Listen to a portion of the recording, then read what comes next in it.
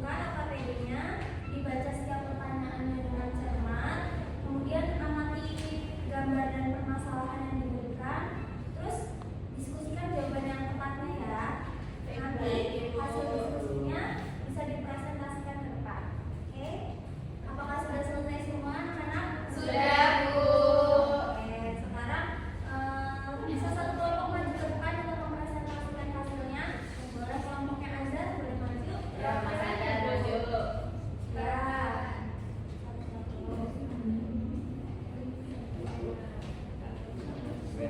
Ya, Mas Azhar coba baca rumusan masalah sama dugaan awal seperti apa. Yang pertama itu komponen biotik pasti belalang, kata kulit ular dan cacing. Komponen abiotik air, tanah, udara, cahaya matahari dan suhu.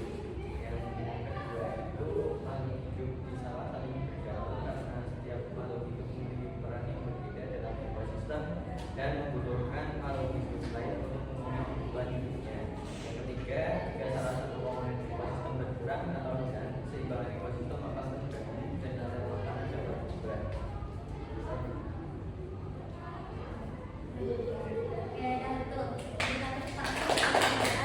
Ada disampaikan tulisan sudah betul semua ya. Selanjutnya untuk yang tahap 3 yang penyelidikan kelompok yang identifikasi komponen bisa Mbak Kia. Baik, Ibu. Maju ya, Bu. Ya. Oke, teman-teman, aku dari kelompok 3 isi presentasi mengenai tahap 3 yaitu pendidikan kelompok. Kalau di kelompok saya itu identifikasi komponennya ada 5. Itu pohon, itu cahaya matahari, tumbuh air, zebra ke tanah, 4 jerapah ke udara, terus yang kelima burung dan suhu. Untuk kelompokan makhluk hidupnya itu ada 5 juga. Rumput itu produsen, 2 pohon itu juga produsen, 3 zebra juga konsumen, 4 jerapah konsumen juga, dan 5 zebra atau bakteri itu menjadi dekomposer. Betul semua ya jawabannya dari Mbak Kia. Untuk selanjutnya analisis data nih. Mbak Dila boleh. Ya, Bu.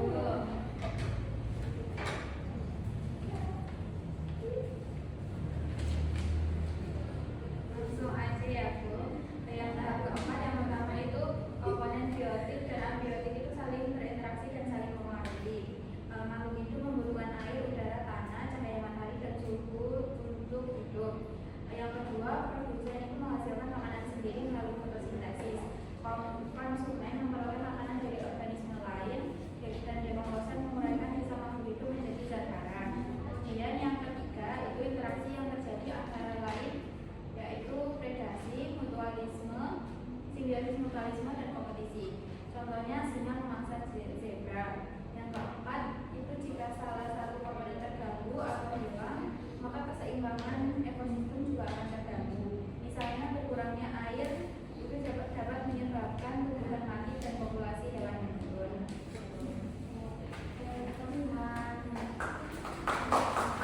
Selanjutnya terakhir nih untuk analisis dan evaluasi masalah sama kesimpulannya bisa Mbak Nurul.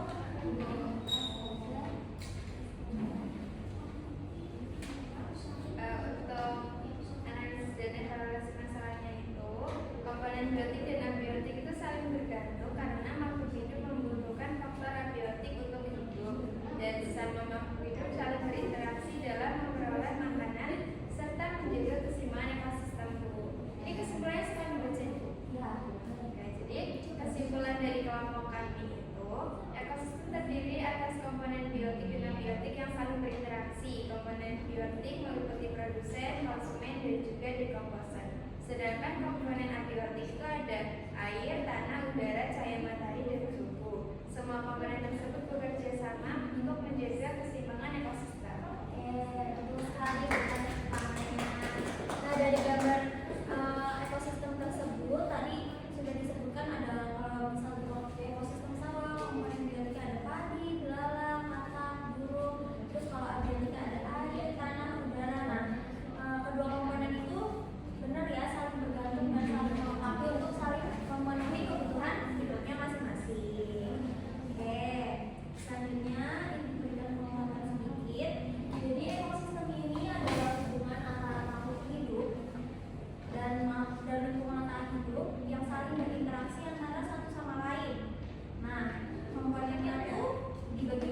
dua, ada komponen biotik dan komponen Abiotik. Di sini apa komponen biotiknya? Contohnya Padi, belalang, cacing.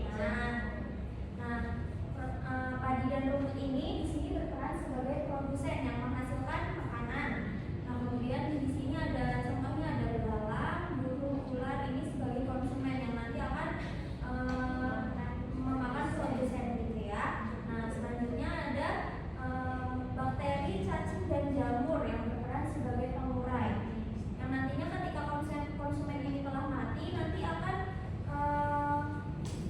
dikonsumsi kembali oleh bakteri dan cacing, diambil energinya, nanti kembali lagi akan memproduksi energi tersebut akan digunakan kembali untuk produsen gitu ya. Nah, di sini ada komponen abiotiknya, contohnya udara, cahaya matahari, kelembapan, suhu dan tanah. Nah, coba dilihat ada jaring-jaring makanan di sini. Yang berperan sebagai konsumen di sini apa? Ada belalang, terus tikus, juga Burung, tikus, ular. Nah, kalau tikusnya nggak ada nih, apa yang akan terjadi? Padinya meningkat. Ularnya betul, Belalangnya meningkat. Ya, betul. Nah, berarti sudah paham ya kalau di sini padi itu berperan sebagai produsen, terus hewan-hewan yang ini berperan sebagai konsumen.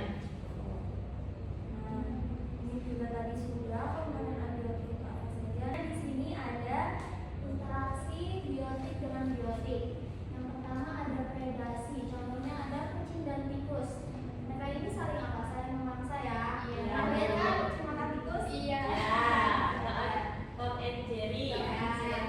Terus di sini ada simbiosis. Simbiosis ini ada tiga. Yang pertama ada simbiosis mutualisme, Komensalisme, parasitisme. Kalau mutualisme itu yang seperti apa? Saling menguntungkan. Nah, contohnya berkah dan bunga. Terus apa lagi? Tahu? Ada yang tahu? Ya, kuku sama bunga juga bisa. Terus kalau komensalisme itu yang satu untuk yang saling Tidak merugikan. merugikan. Tidak bunga ataupun tidak rugi. Contohnya ikan remora dan hiu yang suka menempel di hiu itu ya. Iya. Terus kalau parasitisme mengganggu. ya Untung saja. ya betul. Contohnya benalu. Nah, selanjutnya ada interaksi abiotik dengan biotik. Ya, seperti tumbuhan butuh cahaya matahari untuk proses fotosintesis, kemudian ikan yang hidup di air itu memang tempat habitatnya, kemudian manusia yang butuh udara untuk Bernapas.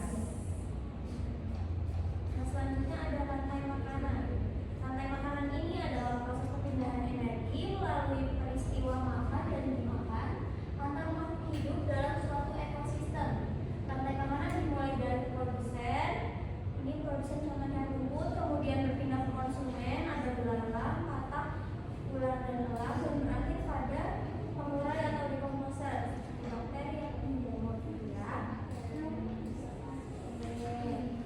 Oke, setelah pembuatan yang diberikan tadi, apakah anak-anak semua sudah paham dengan materinya? Sudah, Ibu.